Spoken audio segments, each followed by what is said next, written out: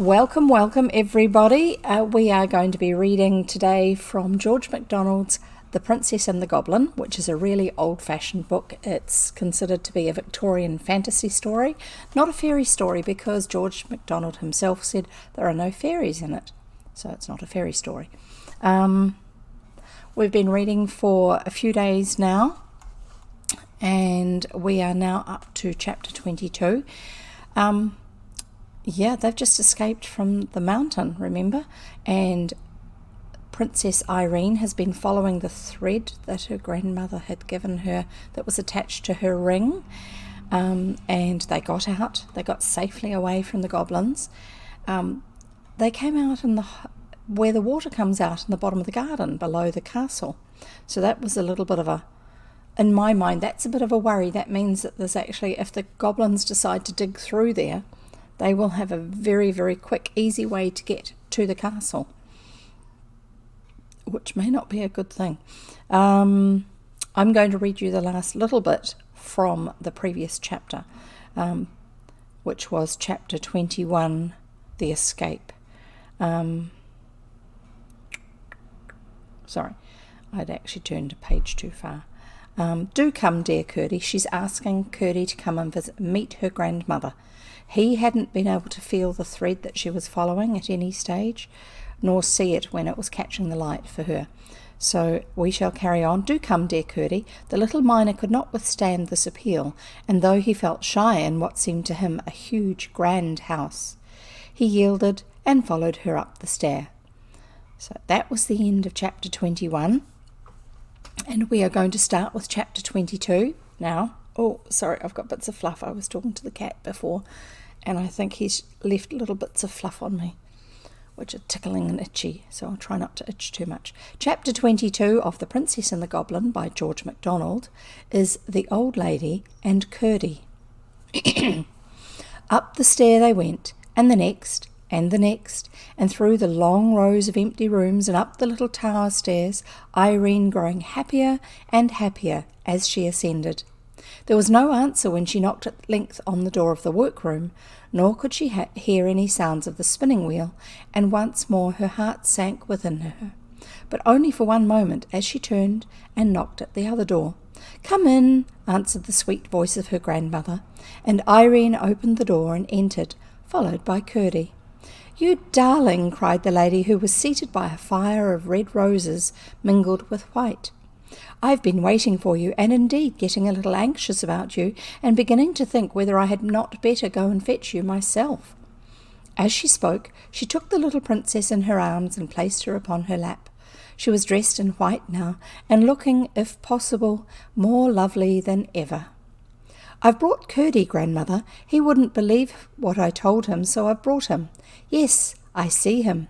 He is a good boy, Curdie, and a brave boy. Aren't you glad you have got him out?"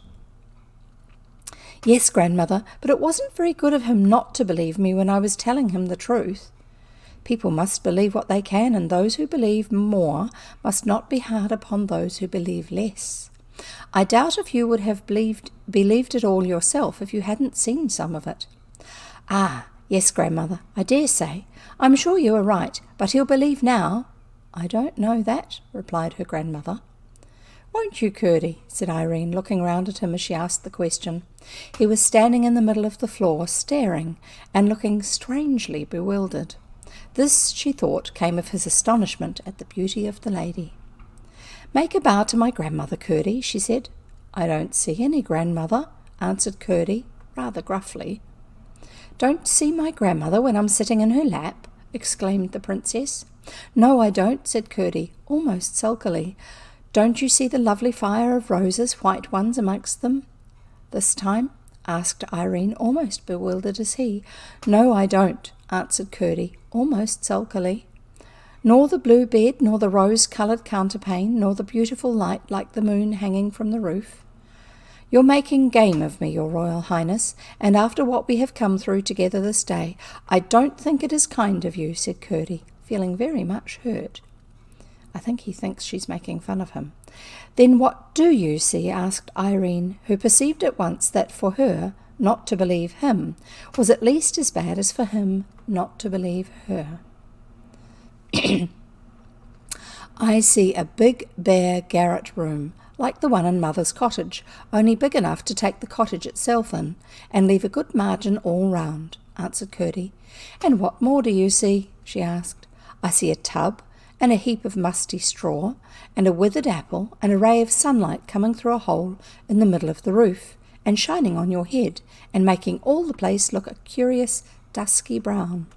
I think you had better drop it, Princess, and go down to the nursery, like a good girl." She's only 7, remember.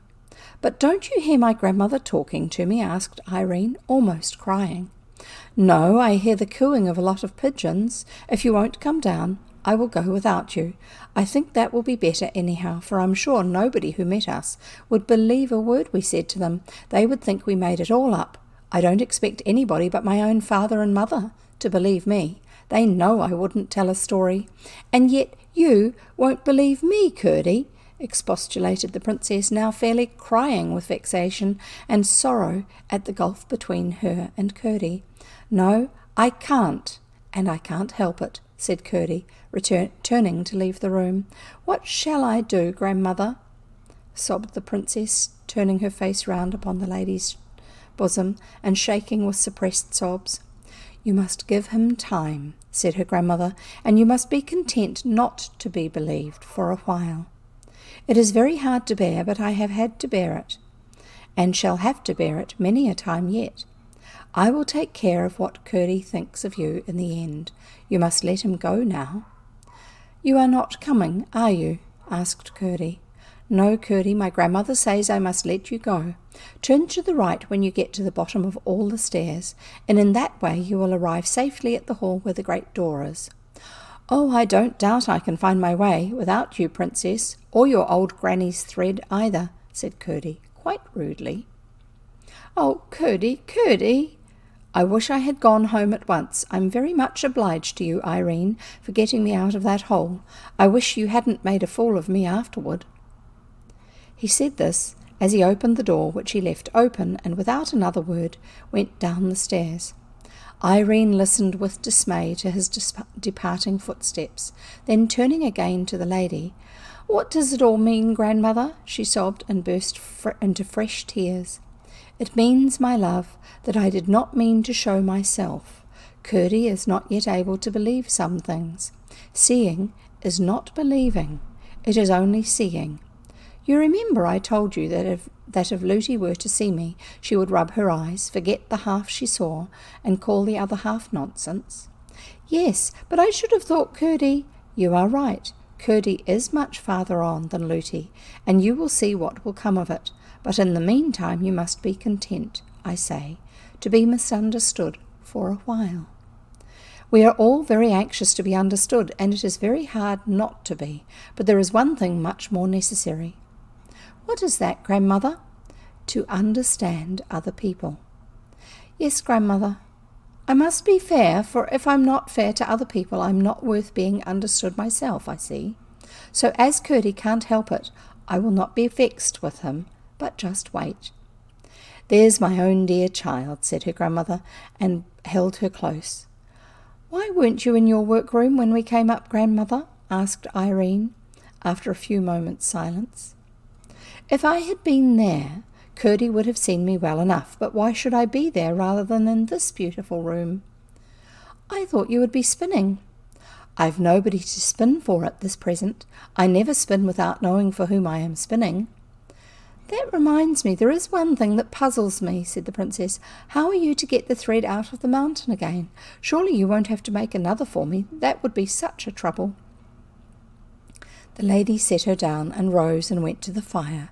Putting in her hand, she drew it out again and held up the shining ball between her thumb and finger. "I've got it now, you see," she said, coming back to the princess, "all ready for you when you want it." Going to her cabinet, she laid it in the same drawer as before.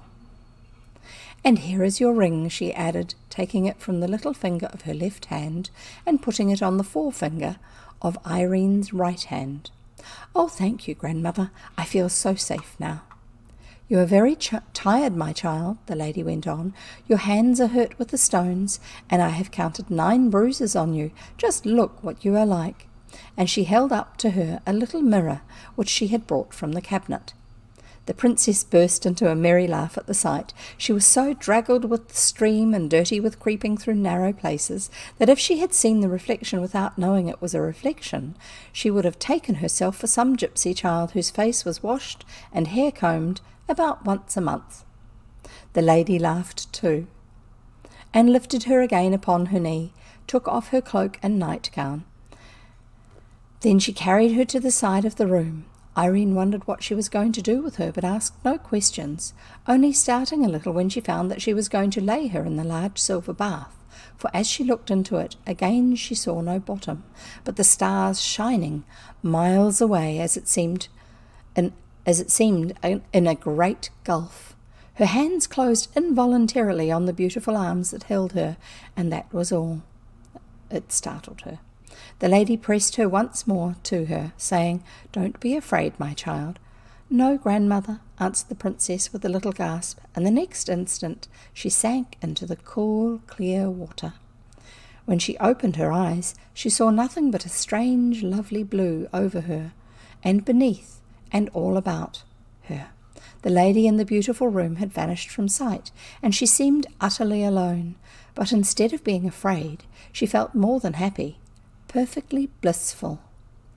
And from somewhere came the voice of the lady singing a strange sweet song, of which she could distinguish every word, but of the sense she had only a feeling, no understanding. Nor could she remember a single line after it had gone. It vanished, like the poetry of a dream, as fast as it came. In after years, however, she would sometimes fancy that snatches of melody sung, suddenly rising in her brain, must be little phrases and fragments of that song. And the very fancy would make her happier and abler to her duty. How long she lay in the water she did not know. It seemed a long time, not from weariness, but from pleasure. But at last she felt the beautiful hands lay hold of her, and through the gurgling waters she was lifted out into the lovely room. The lady carried her to the fire and sat down with her in her lap, and dried her tenderly with the softest towel. It was so different from Luti's drying. When the lady had done, she stooped to the fire and drew from it her nightgown, as white as snow. "How delicious!" exclaimed the princess. "It smells of all the roses in the world, I think."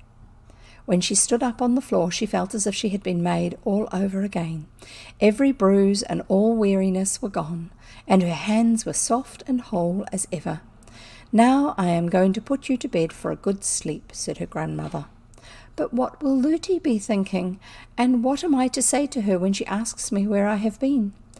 "Don't trouble yourself about it. You will find it all come right," said her grandmother, and laid her into the blue bed under the rosy counterpane. "There is just one more thing," said Irene.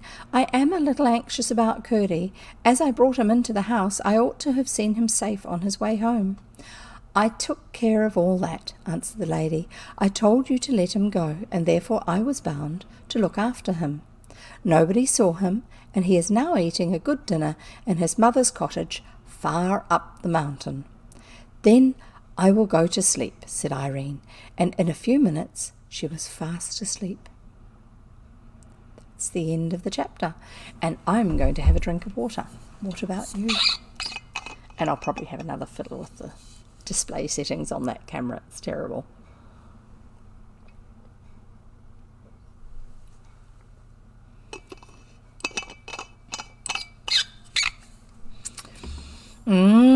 Goodness me. Wonder what's going to happen soon.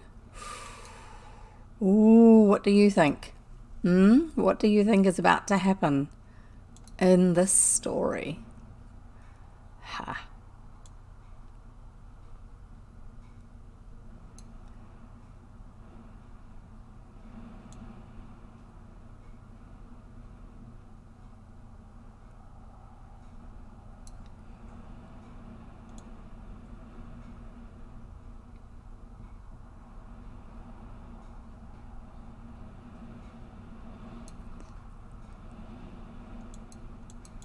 It's quite hard to get my mouse to move just the right amount and not cause problems. So where I can, I use the scroll button on the side. That's a little bit better.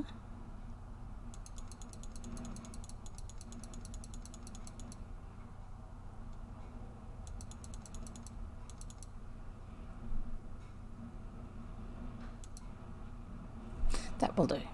Right.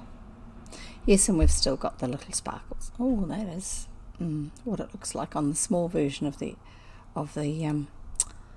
preview compared with what it actually looks like is slightly different. Sorry about that.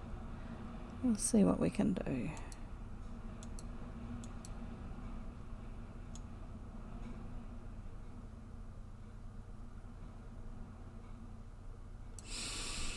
I think that will have to do. What do you think?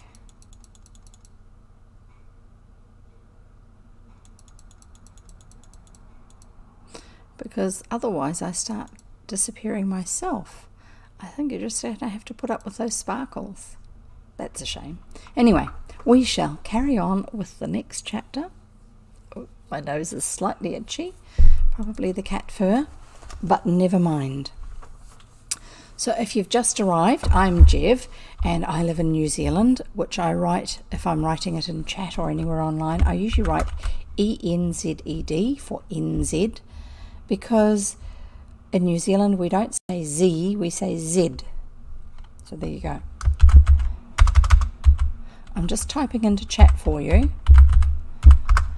what our Discord server is when the bot gives it to me. That's good. And what our YouTube server is, channel is, so that if you want to, you can come and join us on our Discord. I usually put, if the story we're reading currently has any illustrations, I try to put the ones from the last few chapters over there in one of the channels on our server. And I encourage you, while you're listening, if you're like me and you need to fidget when you're listening to a story, to draw pictures. They don't have to be good, that's fine. But if you get any pictures that spring to mind as you're listening and want to draw them, that would be lovely if you'd like to share them with us over there as well.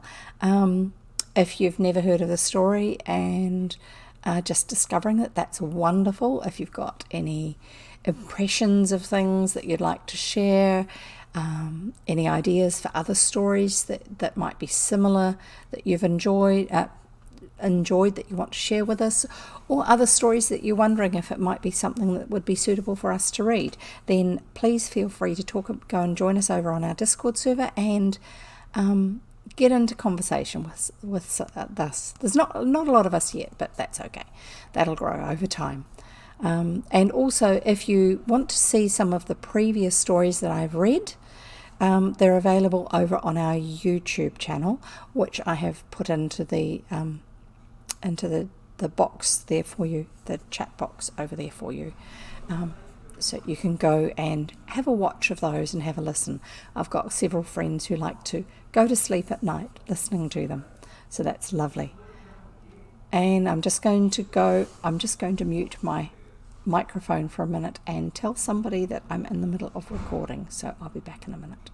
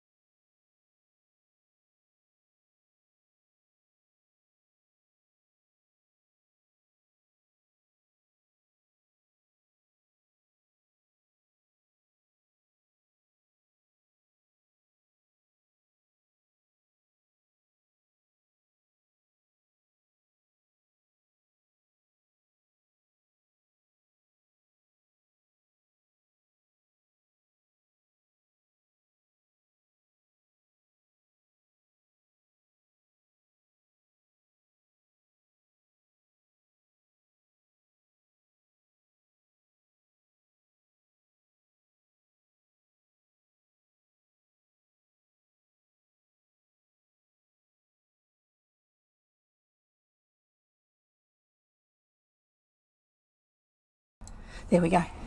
I'm back again. I have no idea. Somebody downstairs talking to somebody else who came into the stairwell and their sound was coming up and I didn't want it to interrupt. So here we go. The Princess and the Goblin by George MacDonald. We are reading chapter 23, which is the next chapter. Okay, so here we go. Chapter 23, Curdie and his mother. Curdie went up the mountain, neither whistling nor singing, for he was vexed with Irene for taking him in, as he called it. Deceiving him, teasing him, that sort of thing, conning him. And he was vexed with himself for having spoken to her so angrily. His mother gave a cry of joy when she saw him. Remember, he's been away because he's been trapped inside that mountain. His mother gave a cry of joy when she saw him and at once set about getting him something to eat, asking him questions all the time, which he did not answer so cheerfully as usual. When his meal was ready, she left him to eat it and hurried to the mine to let his father know that he was safe. When she came back, she found him fast asleep upon her bed, nor did he wake until the arrival home of his father in the evening. "Now, Curdie," his mother said as they sat at supper, "tell us the whole story from beginning to end, just as it all happened." Curdie obeyed and told everything to the point where they came out upon the lawn in the garden of the king's house. "And what happened after that?" asked his mother. "You haven't told us all. You ought to be very happy at having got away from those demons, and instead of that I never saw you so gloomy. There must be something more. Besides, you do not speak of that lovely child as I should like to hear you. She saved your life at the risk of her own, and yet somehow you don't seem to think much of it." "She talked such nonsense," answered Curdie, "and told me a pack of things that weren't a bit true, and I can't get over it." "What were they?" asked his father. "Your mother may be able to throw some light upon the situation." Then Curdie made a clean breast of it and told them everything. They all sat silent for some time, pondering the strange tale. At last Curdie's mother spoke. "You confess, my boy," she said, "that there is something about the whole affair that you do not understand." "Yes, of course, mother," he answered. "I cannot understand how a child knowing nothing about the mountain, or even that I was shut up in it, should come all that way alone, straight to where I was, and then, after getting me out of the hole, lead me out of the mountain too, where I should not have known a step of the way if it had been as light as in the open air." "Then you have no right to say that what she told you was not true. She did take you out, and she must have had something to guide her. Why not a thread as well as a rope or anything else? There is something you cannot explain, and her explanation may be the right one." "It's no explanation at all, mother, and I can't believe it." "That may be only because you do not understand it. If you did, you would probably find it was an explanation, and believe it thoroughly. I don't blame you for not being able to believe it, but I do blame you for fancying such a child would try to deceive you. Why should she? Depend upon it, she told you all she knew. Until you had found a better way of accounting for it all, you might at least have been more sparing of your judgment." "That is what something inside me has been saying all the time," said Curdie, hanging down his head. "But what do you make of the grandmother? That is what I can't get over, to take me up to an old garret and try to persuade me, against the sight of my own eyes, that it was a beautiful room with blue walls and silver stars and no end of things in it, when there was nothing in there but an old tub and a withered apple and a heap of straw and a sunbeam. It was too bad. She might have had some old woman there, at least, who could pass for her precious grandmother. Didn't she speak as if she saw those other things herself, Curdie?" "Yes, that's what bothers me. You would have thought she really meant and believed that she saw every one of those things she talked about, and not one of them was there. It was too bad, I say." "Perhaps some people can see things other people can't see, Curdie," said his mother very gravely. "I think I will tell you something I saw myself once. Only perhaps you won't believe me either." "Oh, mother, mother," cried Curdie, bursting into tears. "I don't deserve that, surely." "But what I am going to tell you is very strange," persisted his mother, "and if, having heard it, you were to say I must have been dreaming, I don't know that I should have any right to be vexed with you, though I know at least that I was not asleep." "Do tell me, mother. Perhaps it will help me to think better of the princess." "That's why I am tempted to tell you," replied his mother. "But first I may as well mention that, according to old whispers, there is something more than common about the king's family, and the queen was of the same blood, for they were cousins of some degree. There were strange stories told concerning them, all good stories, but strange, very strange. What they were I cannot tell, for I only remember the faces of my grandmother and my mother as they talked about them. There was wonder and awe, not fear, in their eyes, and they whispered and never spoke aloud. But what I saw myself was this. Your father was going to work in the mine one night, and I had been down with his supper.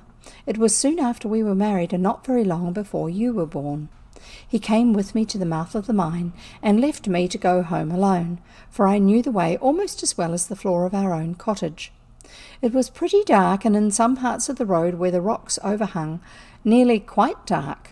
But I got along perfectly well, never thinking of being afraid, until I reached a spot you know well enough, Curdie, where the path has to make a sharp turn out of the way of a great rock on the left-hand side. When I got there, I was suddenly surrounded by about half a dozen of the cobs, the first I had ever seen, although I had heard tell of them often enough. One of them blocked up the path, and they all began tormenting and teasing me in a way it makes me shudder to think of even now. "If I had only been with you," cried father and son in a breath.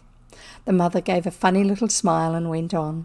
"They had some of their horrible creatures with them too, and I must confess I was dreadfully frightened.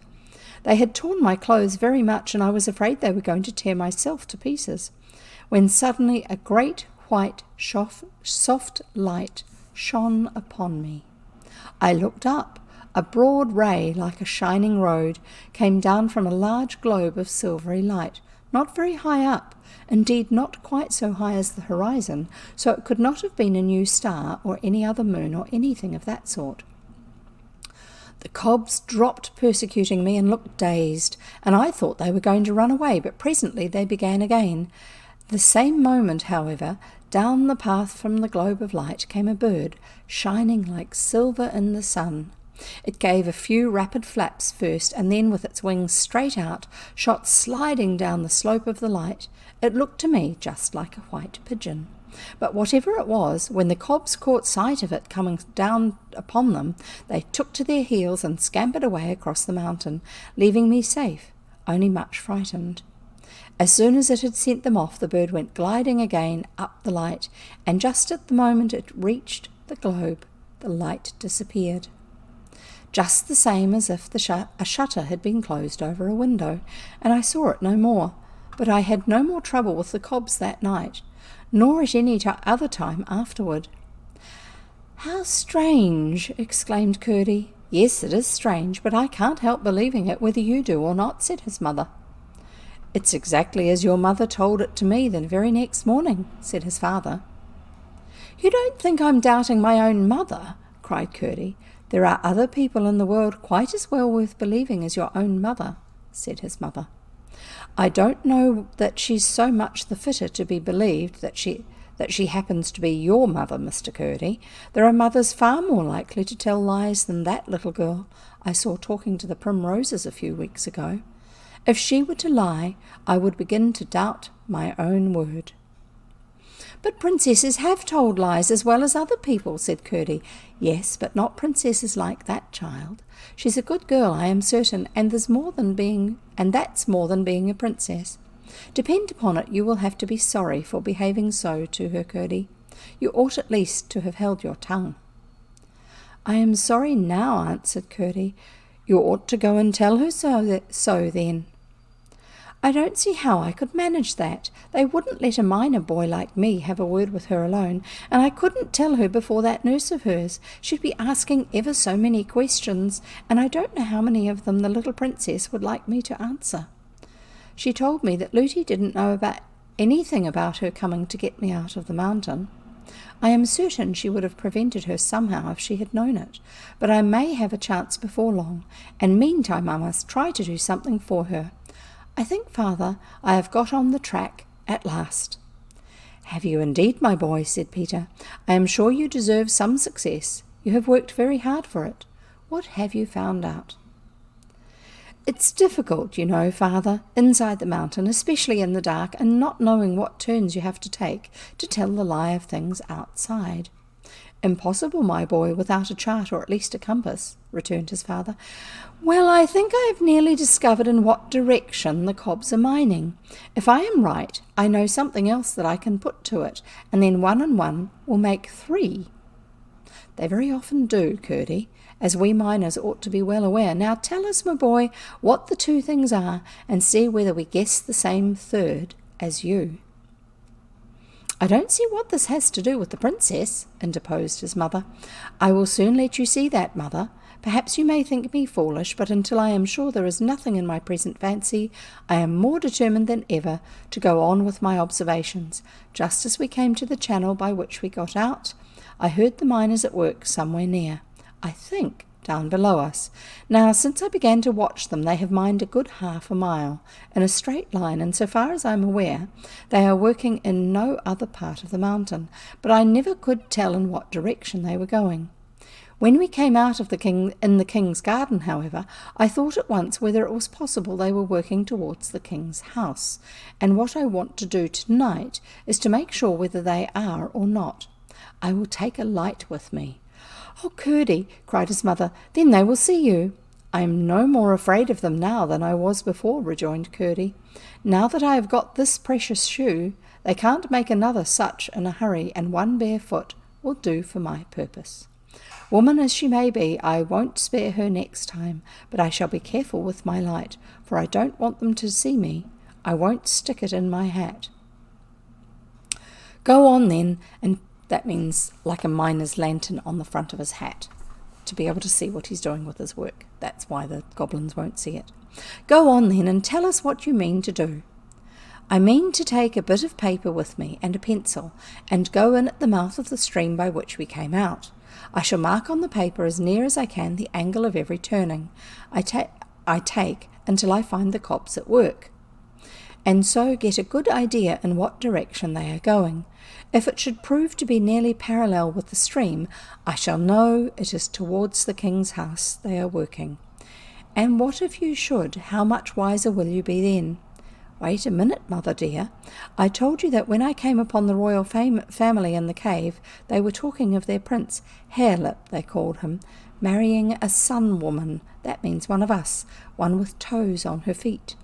Now, in the speech one of them made that night at their great gathering, of which I heard only a part, he said that peace would be secured for a generation at least by the pledge the prince would hold for the good behaviour of her relatives. That's what he said, and he must have meant the sun woman the prince was to marry. I am quite sure the king is much too proud to wish his son to marry any but a princess, and much too knowing to fancy that his having a peasant woman for a wife would be of any material advantage to them." "I see what you're driving at now," said his mother. "But," said his father, "the king would dig the mountain to the plain before he would have his princess the wife of a cob, if he were 10 times a prince." "Yes, but they think so much of themselves," said his mother. "Small creatures always do. The bantam is the proudest rooster in my little yard." "And I fancy," said Curdie, "if they once get her, they would tell the king they would kill her except he consent to the marriage." "They might say so," said his father, "but they wouldn't kill her. They would keep her alive for the sake of the hold that gave them over our king. Whatever he did to them, they would threaten to do the same to the princess." "And they are bad enough to torment her just for their own amusement, I know that," said his mother. "Anyhow, I will keep a watch on them and see what they are up to," said Curdie. "It is too horrible to think of. I daren't let myself do it, but they shan't have her. At least, I can't if I can help it. So, mother dear, my clue is all right. Will you get me a bit of paper and a pencil, and a lump of peas pudding, and I will set out at once. I saw a place where I can climb over the wall of the garden quite easily. Peas pudding would be something that he could eat on his way. Hi Fores, good to see you. I'll carry on with the chapter. I'm nearly at the end of the chapter. We must mind and keep out of the way of the men on the watch, said his mother. That I will. I don't want them to know anything about it. They would spoil it all. The cobs would only try some other plan. They are such obstinate creatures. I shall take good care, mother. They won't kill and eat me either, if they should come upon me, so you needn't mind them. His mother got him what he asked for, and Curdie set out. Close beside the door by which the princess left the garden for the mountain stood a great rock, and by climbing it, Curdie got over the wall. He tied his clue to a stone just inside the channel of the stream, and took his pickaxe with him. He had not gone far before he encountered a horrid creature coming toward the mouth. The spot was too narrow for two of almost any size or shape, and besides Curdie had no wish to let the creature pass. Not being able to use his pickaxe, however, because of the tunnel being small, he had a severe struggle with him, and it was only after receiving many bites, some of them bad, that he succeeded in killing him with his pocket knife. Having dragged him out, he made haste to get in again before another should stop up the way. I need not follow him further in this night's adventures. This is the storyteller. He returned to his breakfast, satisfied that the goblins were mining in the direction of the palace, on so low a level that their intention must, he thought, be to burrow under the walls of the king's house and rise up inside it, in order, he fully believed, to lay hands on the little princess and carry her off for a wife to their horrid harelip. And that's the end of that chapter. And I will start again in a minute after I've had some water. Have you got your water with you to drink? I hope so. Good to see you here, Fores. I hope you're doing well.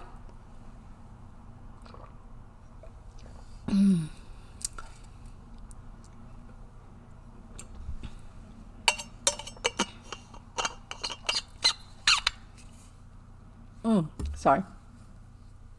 Slightly itchy from the fluff of our cat, who I was giving a cuddle before I started reading.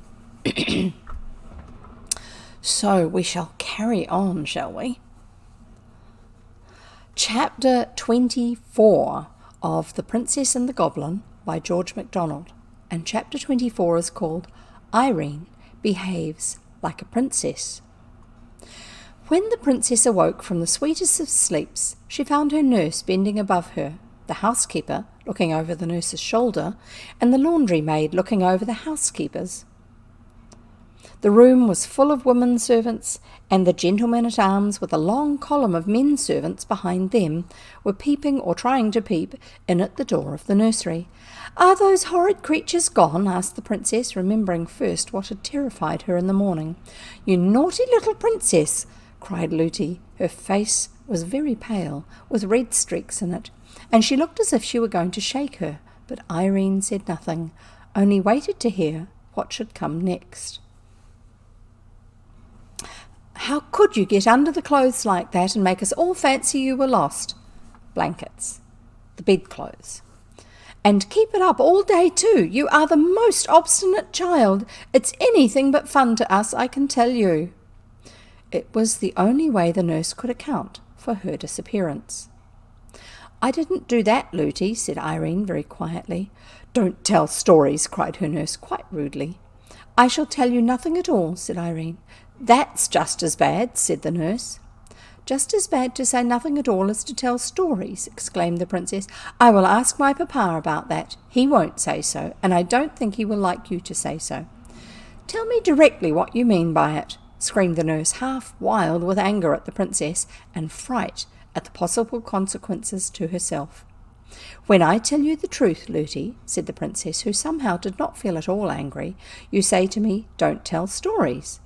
It would appear that I must tell stories before you will believe me." "You are very rude, my dear princess," said the nurse. "You are so rude, Lootie, that I will not speak to you again until you are sorry."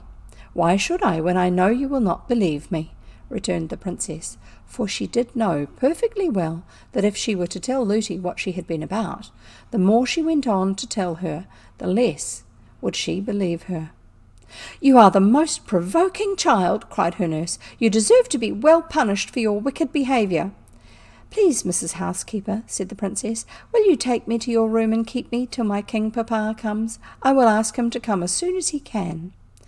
Everyone stared up at these words. Up to this moment they had all regarded her as little more than a baby. But the housekeeper was afraid of the nurse and sought to patch matters up, saying, "I am sure, Princess, that Nursey did not mean to be rude to you. I do not think my papa would wish me to have a nurse who spoke to me as Lootie does. If she thinks I tell lies, she had better either say so to my papa or go away. Sir Walter, will you take charge of me?" "With the greatest of pleasure, Princess," answered the captain of the gentlemen-at-arms, walking with his great stride into the room. The crowd of servants made eager way for him, and he bowed low before the little princess's bed. "I shall send my servant at once on the fastest horse in the stable to tell your king papa that your royal highness desires his presence. When you have chosen one of these under-servants to wait upon you, I shall order the room to be cleared." "Thank you very much, Sir Walter," said the princess, and her eye glanced towards a rosy-cheeked girl who had lately come to the house as a scullery maid. But when Lootie saw the eyes of her dear princess going in search of another instead of her, she fell upon her knees by the bedside and burst into a great cry of distress. "I think, Sir Walter," said the princess, "I will keep Lootie, but I put myself under your care, and you need not trouble my king papa until I speak to you again. Will you all please to go away? I am quite safe and well, and I did not hide myself for the sake of either of amusing myself or of troubling my people. Lootie, will you please dress me?" And that's the end of that chapter. As her grandmother had said, it would not be a problem for her to have to make up a story about where she had been. And she did the right thing by just waiting to see what Lootie was going to say. Because Lootie was the one who said, "Oh, you've been hiding under the blankets all that time." The next one's not too long, but it's a little longer than that, so I won't need a drink of water this time. So, The Princess and the Goblin by George MacDonald, Chapter 25. Curdie Comes to Grief. Oh, that sounds a bit worrying. Everything was for some time quiet above ground. The king was still away in a distant part of his dominions. The men-at-arms kept watching about the house. They had been considerably astonished by finding at the foot of the rock in the garden the hideous body of the goblin creature killed by Curdie. But they came to the conclusion that it had been slain in the mines and had crept out there to die, and except an occasional glimpse of a live one, they saw nothing to cause alarm. Curdie kept watching in the mountain, and the goblins kept burrowing deeper into the earth. As long as they went deeper, once again I went too far, there was, Curdie judged, no immediate danger. To Irene the summer was as full of pleasure as ever, and for a long time, although she often thought of her grandmother during the day and often dreamed about her at night, she did not see her. The kids and the flowers were as much her delight as ever, the kids, baby goats. And she made as much friendship with the miners' children she met on the mountain as Lootie would permit. But Lootie had very foolish notions concerning the dignity of a princess, not understanding that the truest princess is just the one who loves all her brothers and sisters best, and who is most able to do them good by being humble toward them. At the same time, she was considerably altered for the better in her behaviour to the princess, that's Lootie. She could not help seeing that she was no longer a mere child, but wiser than her age would account for. She kept foolishly whispering to the servants, however, sometimes that the princess was not right in her mind, sometimes that she was too good to live, and other nonsense of the same sort. It sounds like Lootie's a little bit superstitious. At this time Curdie had to be sorry, without a chance of confessing, that he had behaved so unkindly to the princess. This perhaps made him the more diligent in his endeavours to serve her. His mother and he often talked on the subject, and she comforted him and told him she was sure he would some day have the opportunity he so much desired. Here I should like to remark, for the sake of princes and princesses in general, that it is a low and contemptible thing to refuse to confess a fault or even an error. If a true princess has done wrong, she is always uneasy until she has an opportunity of throwing the wrongness away from her by saying, "I did it, and I wish I had not, and I am sorry for having done it." So you see there is some ground for supposing that Curdie was not a minor only, but a prince as well. Many such instances have been known in the world's history. We continue with the story. At length, however, he began to see signs of a change in the proceedings of the goblin excavators. They were going no deeper, but had commenced running on a level, and he watched them, therefore, more closely than ever. All at once, one night, coming to a slope of very hard rock, they began to ascend along the inclined plane of its surface. Having reached its top, they went again on a level for a night or two, after which they began to ascend once more, and kept on at a pretty steep angle.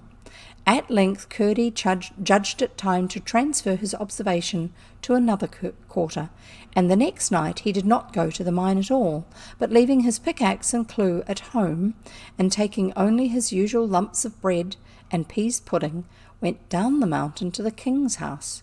He climbed over the wall and remained in the garden the whole night, creeping on his hands and knees from one spot to the other, and lying at full length with his ear to the ground, listening. But he heard nothing except the tread of the men-at-arms as they marched about, whose observation, as the night was cloudy and there was no moon, he had little difficulty in avoiding. For several following nights he continued to haunt the garden and listen, but with no success.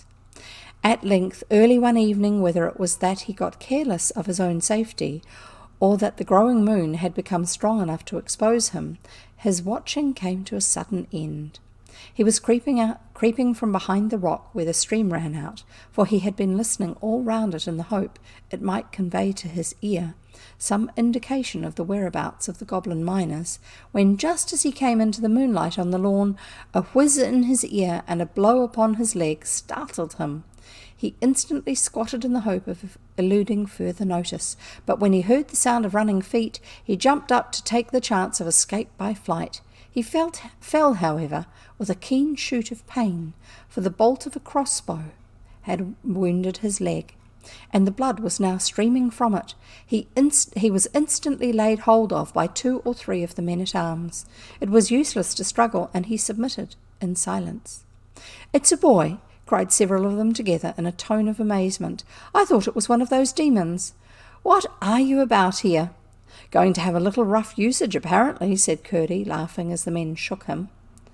"Impertinence will do you no good. You have no business here in the king's grounds, and if you don't give a true account of yourself, you shall fare as a thief." "Why, what else could he be?" said one.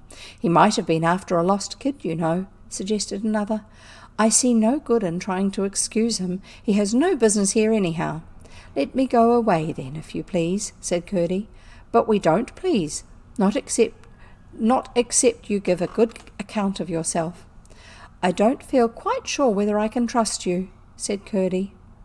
"We are the king's own men-at-arms," said the captain courteously, for he was taken with Curdie's appearance and courage. "Well, I will tell you all about it, if you will promise to listen to me, and not do anything rash." "I call that cool," said one of the party, laughing. "He will tell us what mischief he was about if we promise to do as pleases him." "I was about no mischief," said Curdie, but ere he could say more he turned faint and fell senseless on the ground. Then first they discovered that the bolt they had shot, taking him for one of the goblin creatures, had wounded him. They carried him into the house and laid him down in the hall. The report spread that they had caught a robber, and the servants crowded in to see the villain. Among the rest came the nurse. The moment she saw him, she exclaimed with indignation, "I declare it's the same young rascal of a miner that was rude to me and the princess on the mountain. He actually wanted to kiss the princess. I took good care of that, the wretch. And he was prowling about, was he? Just like his impudence." The princess being fast asleep, and Curdie in a faint, she could misrepresent at her pleasure. When he heard this, the captain, although he had considerable doubt of its truth, resolved to keep Curdie a prisoner until they could search into the affair. So after they had brought him round a little and attended to his wound, which was rather a bad one, they laid him, still exhausted from the loss of blood, upon a mattress in a disused room, one of those already so often mentioned, and locked the door and left him. He passed a troubled night, and in the morning they found him talking wildly. In the evening he came to himself, but felt very weak, and his leg was exceedingly painful. Wondering where he was, and seeing one of the men-at-arms in the room, he began to question him, and soon recalled the events of the preceding night. As he was himself unable to watch any more, he told the soldier all he knew about the goblins, and begged him to tell his companions and stir them up to watch with tenfold vigilance. But whether it was that he did not talk quite coherently, or that the whole thing appeared incredible, certainly the man concluded that Curdie was only raving still, and tried to coax him into holding his tongue. This, of course, annoyed Curdie, who now felt in his turn what it was to not be believed, and the consequence was that his fever returned, and by the time when, at his persistent entreaties, the captain was called, there was no doubt that he was raving. They did for him what they could, and promised everything he wanted, but with no intention of fulfilment. At last he went to sleep, and when at length his sleep grew profound and peaceful, they left him, locked the door again, and withdrew, intending to revisit him early in the morning. Oh my goodness, the only person who knows what's going on, and he's locked up in a room in the house, and they don't believe him because he's talking when he's in a fever, and they think he's not telling them the truth, but rather a fever story. And that's the end of that chapter. Goodness me, it's getting more and more complicated. I do hope it's going to work out okay.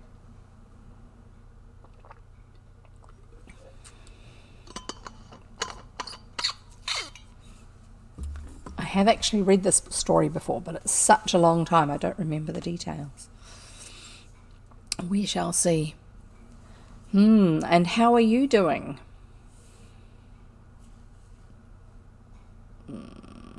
Okay, that's where we are. Got a little bit more to go on the story. We're not at the end yet, but we are getting there. So, The Princess and the Goblin by George MacDonald, chapter 26, The Goblin Miners. That same night, several of the servants were having a chat together before going to bed. "What can that noise be?" said one of the housemaids, who had been listening for a moment or two.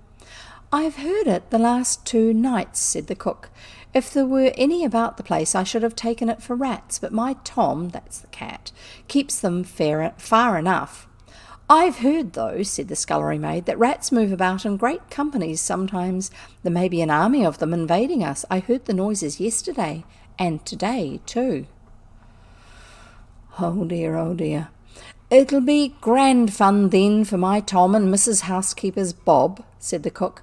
"They'll be friends for once in their lives and fight on the same side. I'll engage Tom and Bob together will put to flight any number of rats." "It seems to me," said the nurse, "that the noises are much too loud for that. I have heard them all day, and my princess has asked me several times what they could be.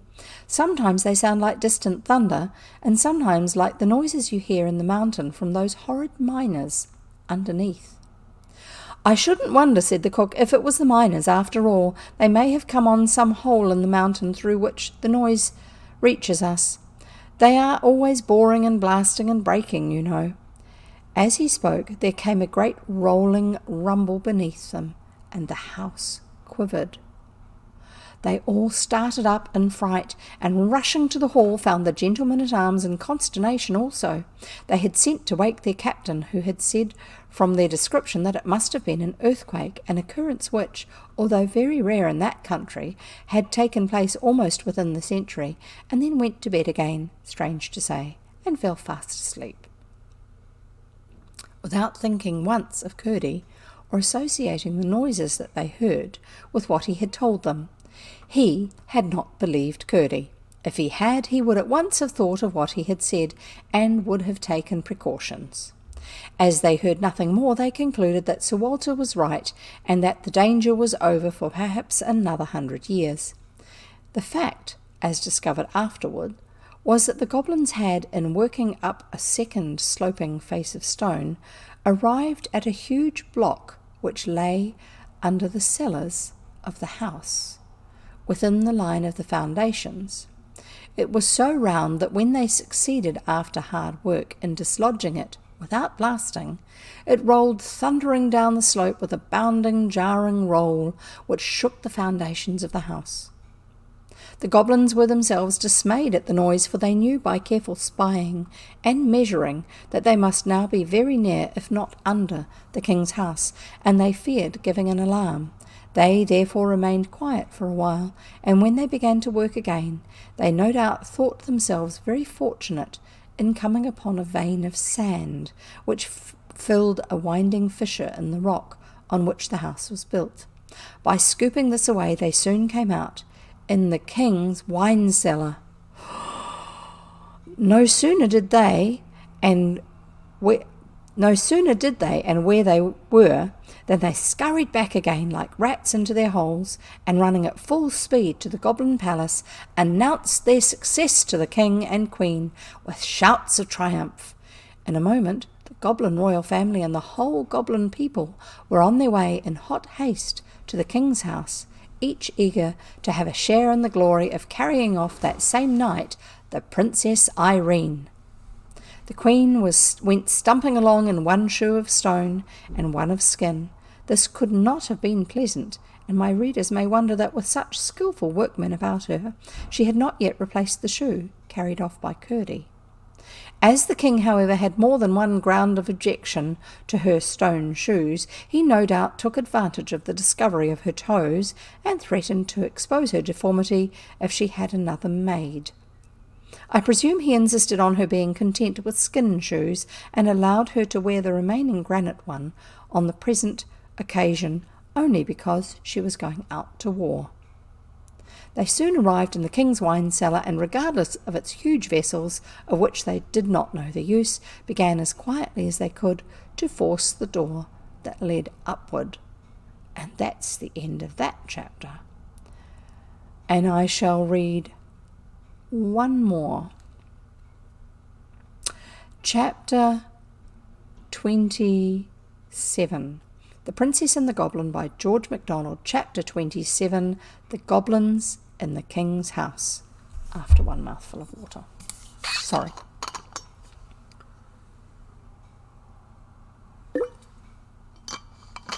I hope you're remembering to have your water too.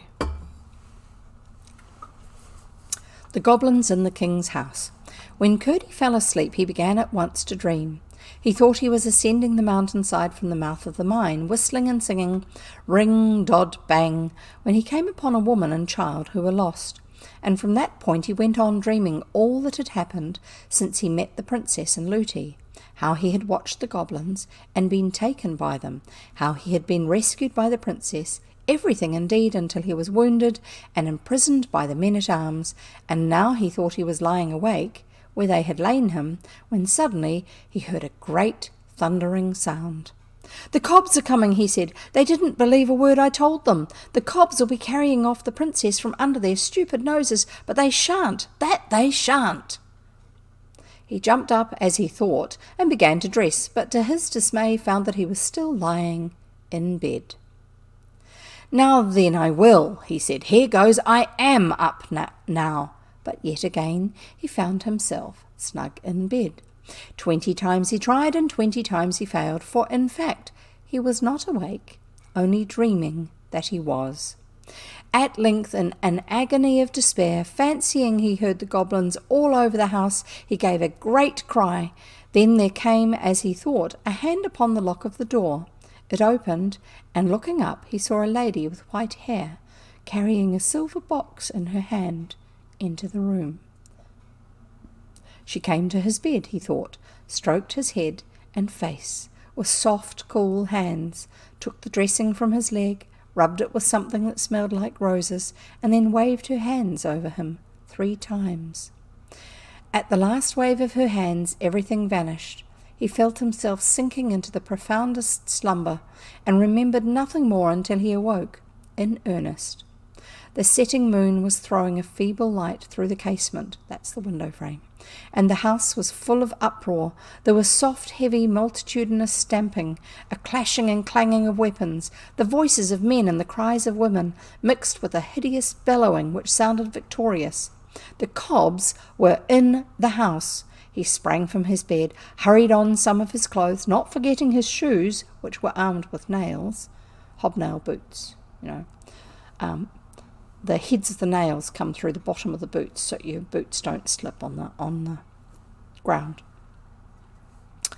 A little bit like, but not as strong or sharp, a bump as on the bottom of a rugby boot or on golf shoes where they have sharp ones, but ones that help the workers to keep working without their feet slipping. Not forgetting his shoes, which were armed with nails, then spying an old hunting knife or short sword hanging on the wall, he caught it and rushed down the stairs, guided by the sounds of strife which grew louder and louder. His room was unlocked. When he reached the ground floor, he found the whole place swarming. All the goblins of the mountain seemed gathered there. He rushed amongst them, shouting, 1, 2, hit and hew, 3, 4, blast and bore, and with every rhyme he came down a great stamp upon a foot, cutting at the same time at their faces, executing indeed a sword dance of the wildest description. Away scattered the goblins in every direction, into closets, upstairs, into chimneys, up on rafters, and down to the cellars. Curdie went on stamping and slashing and singing, but saw nothing of the people of the house until he came to the great hall, in which, the moment he entered it, arose a great goblin shout. The last of the men-at-arms, the captain himself, was on the floor, buried beneath a wallowing crowd of goblins. For while each knight was busily defending himself as well he could, by stabs in the thick bodies of the goblins, for he had soon found their heads all but invulnerable, the queen had attacked his legs and feet with her horrible granite shoe, and he was soon down. But the captain had got us back to the wall, and stood out no longer. The goblins would have torn them all to pieces, but the king had given orders to carry them away alive, and over each of them, in 12 groups, was standing a knot of goblins, while as many as could find room were sitting upon their prostrate bodies. Curdie burst in, dancing and gyrating and stamping and singing like a small incarnate whirlwind.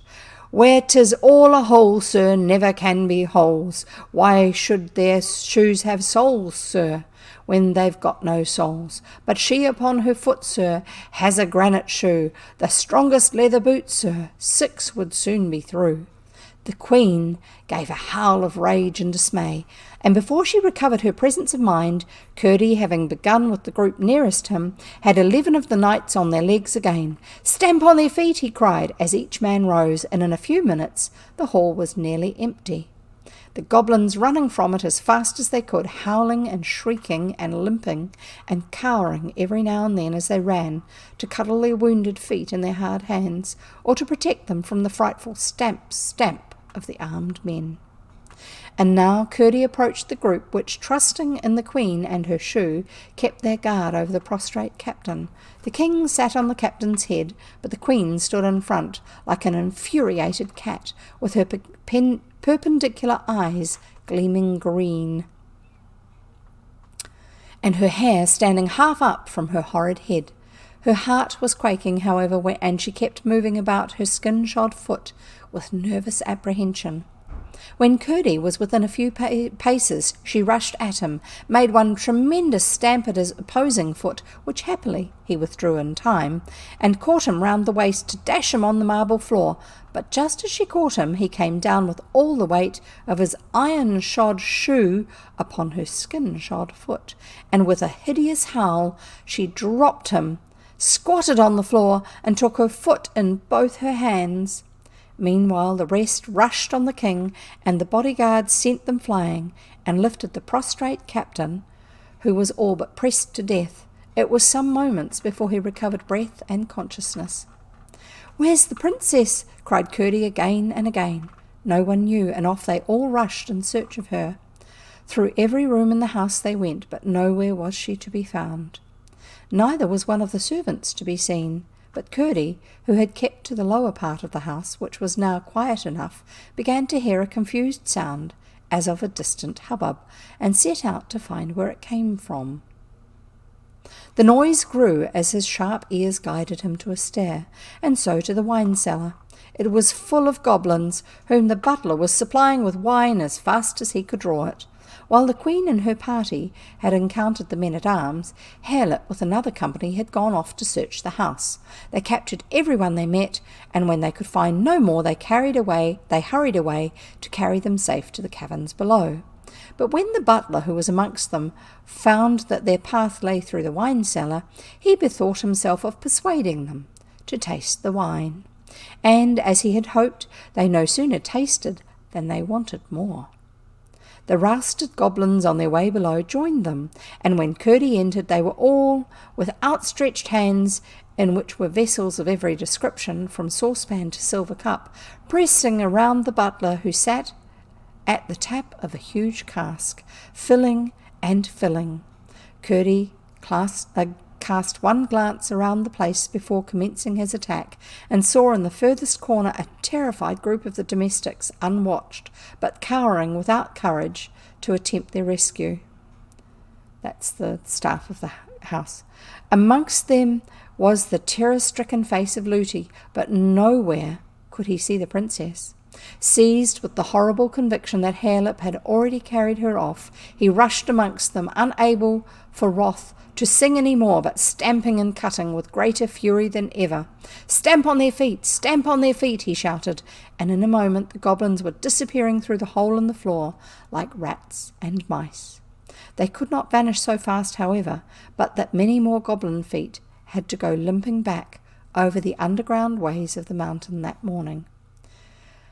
Presently, however, they were reinforced from above by the king and his party, with the redoubtable queen at their head. Finding Curdie again busy among her unfortunate subjects, she rushed at him once more with the rage of despair, and this time gave him a bad bruise on the foot.